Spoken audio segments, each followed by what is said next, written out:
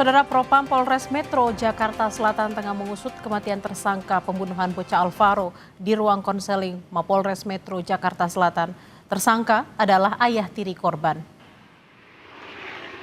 Propam Polres Metro Jakarta Selatan telah memeriksa 2 personel yang bertugas menjaga tersangka di ruang konseling. Polisi bilang tersangka disebut tewas bunuh diri saat dititipkan di ruangan tersebut untuk menjalani pemeriksaan medis pasca penetapan tersangka. Belum ada kesimpulan apakah ada kelalaian anggota hingga mengakibatkan tersangka bunuh diri. Kami luruskan kepada rekan-rekan media, tersangka mengakhiri hidupnya di ruangan konseling. Kenapa di ruangan konseling? Karena status yang bersangkutan sudah tersangka, besok pagi akan dilakukan pemeriksaan medis. Apakah tersangka ini memiliki penyakit bawaan ataupun penyakit menular, sehingga belum bisa dijadikan satu dengan tahanan lainnya. Saudara, akhir pilu kematian bocah Alvaro masih menyisakan sejumlah kisah. Saksi pelapor menyebut sudah mengetahui kasus pembunuhan Alvaro sejak 2 bulan silam. Pembunuhan. Saksi tahu itu karena diceritakan oleh pelaku sendiri atau gimana, Pak? Bukan, diceritakan oleh temannya. Temannya itu merupakan ponakan dari tersangka. Berarti ponakan tahu bahwa pelaku melakukan pembunuhan itu? Ya, Usia ponakannya yang mengetahui itu usia berapa, Pak? masih SMA, 16. 16 tahun.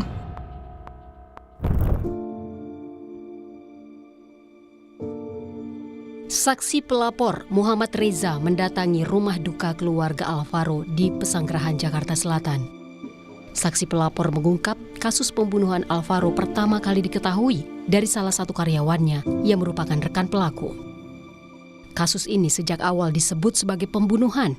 Reza menyebut sudah mengetahui kasus ini sejak bulan September, namun ia baru memberanikan diri melaporkan kasus ini ke polisi beberapa waktu lalu. Saksi yang Bapak maksud itu siapa, Pak? Dan kenapa bisa melapor ke Bapak? Ya karena dia kerja sama saya. Oh, saksi tahu peristiwa itu dari mana atau melapor ke Bapak detailnya seperti apa, Pak? Ya karena saksi dan keponakan tersangka itu satu sekolah. Yang dilaporkan apa, Pak? Yang dilaporkan adalah kejadian tentang terkait korban. Korban. Ya, apa yang terjadi dengan korban. Jadi sebenarnya kita sudah tahu dari bulan September, cuma keberanian saya untuk melaporkan masih takut melapor karena saya nggak ngerti detailnya. Akhirnya kemarin seminggu yang lalu saya berani untuk melapor. 8 bulan Alvaro hilang, bocah 6 tahun itu ditemukan meninggal dunia pada Minggu 23 November. Jasad Alvaro ditemukan di bawah jembatan Cilalai, Kecamatan Tenjo, Kabupaten Bogor. Bocah malang ini dibuang di tumpukan sampah usai dibunuh ayah tirinya. Remuk hati sang ibu mendengar sang buah hati telah ditemukan dalam kondisi meninggal. Arum, ibunda Alvaro Kianu yang selama ini bekerja di luar negeri, langsung pulang ke tanah air saat mendengar kabar soal anaknya. Arum langsung menjalani tes DNA untuk mencocokkannya dengan jenazah Alvaro. Bu, tadi sampel DNA-nya udah diambil ya sebelum kesini? Udah. Di mana tadi? Udah dilakukan di rumah sakit Polri. Apa aja tadi yang diambil sampelnya? Dari air liur aja. Terus sama ada sedikit tadi? Wawancara. Mirisnya, Alvaro dibunuh justru oleh orang terdekatnya, yakni ayah tiri. Polisi menetapkan ayah tiri Alvaro sebagai tersangka meski sempat menutupi jejak kriminal dengan berpura-pura mencari Alvaro. Tersangka bahkan sempat melapor ke polsek. Polisi menyebut motif pembunuhan Alvaro dipicu dendam ke ibu korban. Sang ayah tiri curiga ibu Alvaro selingkuh saat bekerja di luar negeri. Tersangka ini sempat memang datang ke polsek. Untuk datang ke polsek, jadi memang dari hasil jejak digital yang kita cari handphonenya pun dia juga berusaha untuk mengelabui bahwa dia berusaha untuk mencari. Sebelumnya, Alvaro terakhir terlihat di Masjid Jami Al-Muflihun Bintaro 6 Maret lalu. Selang 8 bulan, jasad Alvaro ditemukan di Cilalai, Kecamatan Tenjo, Kabupaten Bogor. Jelang maghrib, Alvaro belum juga pulang. Sang kakek tak langsung curiga karena Alvaro biasa bermain sampai malam. Menurut pengakuan penjaga masjid, Jelang maghrib, ada seseorang yang mengaku ayah Alvaro datang ke masjid. Ada orang lewat nih. Saya tanya, Pak nyari siapa? Nyari anak saya, namanya siapa? Alvaro. Oh ya udah di atas Nus, lagi pada mainan di atas. Orang itu tegas bilang ingin mencari anak saya Alvaro. Anak saya Alvaro gitu. Dari data KPAI, antara 2016 hingga 2022, jumlah kasus pengaduan anak sebagai korban penculikan fluktuatif. Di tahun 2022 saja, terdapat 28 kasus pengaduan penculikan anak. Ruang publik seharusnya menjadi tempat aman bagi anak. Kematian Alvaro jadi alarm darurat perlindungan anak. Kasus ini kian membuka mata, anak masih rentan jadi korban konflik dalam keluarga. Tim Liputan Kompas TV. Informasi terkini kita segera bergabung dengan rekan-rekan jurnalis Kompas TV. Ada Niputu Trisnanda dan juru kamera Hanel Rivelino di Polres Jakarta Selatan. Dan di rumah duka keluarga Alvaro ada jurnalis Kompas TV Nanda Aprilia dan juru kamera Aufa Farid. Kita akan terlebih dahulu ke Polres Jakarta Selatan. Putu, bagaimana hasil pemeriksaan Propam terhadap petugas yang menjaga ruang konseling tempat tersangka pembunuhan Alvaro?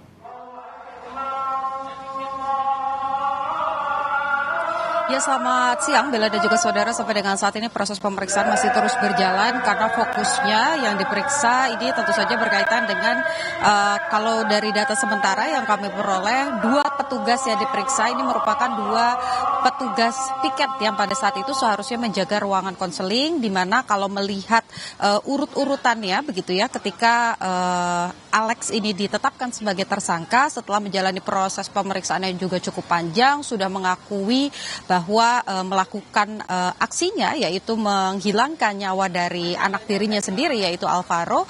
Ini memang sengaja begitu ya ditaruh di ruangan konseling karena akan melakukan tes kesehatan, di mana nanti akan dicek apakah punya penyakit bawaan dan lain sebagainya. Tapi di momen itu justru dimanfaatkan oleh tersangka atau Alex dalam kasus ini untuk kemudian mengakhiri hidupnya dengan menggunakan celana panjang yang sebelumnya ini memang diminta kepada petugas karena mengaku mengalami diare begitu. Nah, kronologi yang disampaikan ini tentu saja akan dicocokkan dengan kesaksian ataupun juga keterangan dari 2 petugas yang saat ini diperiksa oleh Propam Polres Jaksel begitu ya, untuk mengetahui apakah memang pada saat Alex berada di ruangan konseling sendiri di ruangan yang terkunci begitu, ini memang sama sekali tidak ada pengawasan atau seperti apa. Kemudian juga kita tahu kasus tersebut, kematian dari tersangka Alex ini diketahui oleh saksi berinisial G begitu ya, dari sela-sela pintu. Nah, ini yang kemudian coba ditelusuri apakah ada unsur kelalaian pada saat proses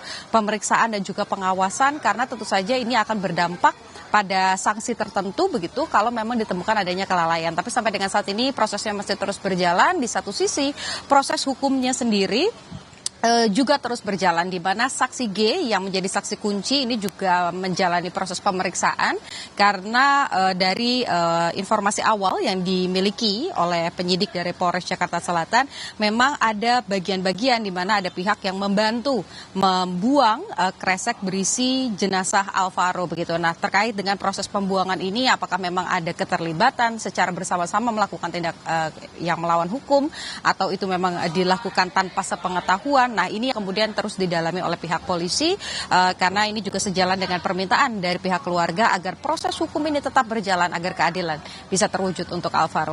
Bella. Dari Polres Jakarta Selatan kita menuju ke rumah duka Alvaro, sudah ada Nanda Aprilia di sana.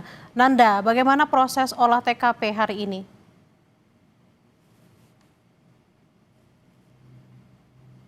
Sebenarnya untuk posisi saya melaporkan saat ini kurang lebih 800 meter dari kediaman rumah Alvaro, tepatnya di tempat kejadian perkara Masjid Jami Al-Muflihun yang berada di Pesanggerahan Jakarta Selatan yang ada di belakang saya. Nah, terkait dengan olah TKP sebenarnya sampai dengan siang hari ini kami masih menggali terus informasi karena kalau berdasarkan beberapa pihak yang kami coba untuk konfirmasi, kami mencoba hubungi Kasat Reskrim dari Polres Jakarta Selatan sampai dengan Kapolsek Pesanggerahan dan kami mendapatkan adanya informasi dari Kanit Reskrim dari Polsek Tenjo yang menyebutkan bahwa sepertinya hari ini ada agendanya di kawasan Tenjo. Jadi tadi juga sudah ditegaskan melalui pesan singkat kepada Kompas TV. Kami mencoba konfirmasi juga kepada Kabid Humas Polda Metro Jaya, Kombes Budi Hermanto, yang menyebutkan saya bertanya apakah ada olah TKP yang akan dilakukan hari ini, tepatnya di salah satu TKP yakni di Masjid Jami Al-Muflihun ataukah tidak. Namun ia menegaskan dengan menjawab hanya ada agenda yakni pencarian kerangka yang ada di kawasan Tenjo yang merupakan tempat ditemukannya kerangka yang diduga milik Alvaro. Nah, sejauh ini harusnya bahwa proses pencarian kerangka akan terus dilakukan, ini akan berlangsung di sekitar pukul 11 sampai dengan 12 siang hari ini, Bella dan juga saudara. Jadi apakah kembali lagi pertanyaannya apakah olah TKP di Masjid Jami Al-Muflihun, yang dimana masjid ini juga menjadi salah satu tempat kesaksian yang memberikan bahwa Alvaro dijemput oleh ayah tirinya yang saat ini sudah ditetapkan sebagai tersangka untuk kemudian dibawa ke Tangerang yang diduga merupakan rumah dari ayah tiri dari Alvaro ini. Masih terus kita coba gali apakah hari ini ataukah setelah dari aktivitas atau giat pencarian kerangka di Tenjo akan berlanjut olah TKP di Masjid Jami Al-Muflihun ini ataukah tidak, nanti kita tentunya akan mengabarkan kepada Anda. Jadi sejauh ini Bella dan juga saudara, kalau melihat bagaimana perkembangannya, kalau dari sisi keluarga tampaknya ini terus masih menunggu, karena tadi kami juga sempat melihat ke kediaman rumah duka dari Alvaro yang memang tampaknya ada seseorang yang diutus oleh RT setempat yang memang dimintai tolong oleh keluarga kepada RT untuk kemudian bisa menjaga ketenangan karena keluarga ingin beristirahat terlebih dahulu sampai nanti bisa diwawancarai lagi atau bisa berkomentar atau bisa memberikan tanggapan lagi setelah hasil pencocokan DNA ini keluar. Nah, artinya tampaknya masih cukup memakan waktu kalau kita melihat, apalagi saat ini pihak polisi juga masih terus mencari kerangka yang diduga milik Alvaro saat ini tengah dilakukan, dan apakah hasil dari pencocokan DNA yang kemarin kita sudah tahu juga sampel DNA dari ibu kandung sampai dengan ayah kandung dari Alvaro juga sudah dikantongi oleh tim Pusdokes RS Polri Kramat Jati, dan saat ini juga tengah dilakukan pencocokan. Kapan hasilnya keluar, apakah memang pencarian kerangka lanjutan ini juga semakin untuk memperterang terkait dengan apakah kerangka ini milik Alvaro atau tidak, ini yang masih kita sama-sama tunggu dan juga sama-sama nanti. Harapannya kemudian ke depan Bella bahwa kasus ini bisa seterang mungkin dan juga secepat mungkin memberikan jawaban kepada pihak keluarga, dan ini lagi-lagi menjadi perhatian atau garis bawah untuk kita semua terhadap anak-anak, adik dan rekan atau kerabat kita untuk bisa kita jaga bersama terkait dengan situasi yang sekarang ini cukup memprihatinkan. Sementara demikian yang bisa saya laporkan, Bella, kembali ke studio. Baik, kita akan nantikan seperti apa hasil penyelidikan dari kepolisian, baik itu di TKP ataupun juga terkait dengan siapa yang mengawasi pelaku atau tersangka yang kemudian meninggal dunia. Terima kasih atas laporan Anda, jurnalis Kompas TV Nanda Aprilia dan Aufa Farid di TKP, dan juga Dani Putu Trisnanda Hanil Rivalino dari Mapolres Jakarta Selatan. Selamat bertugas kembali rekan-rekan.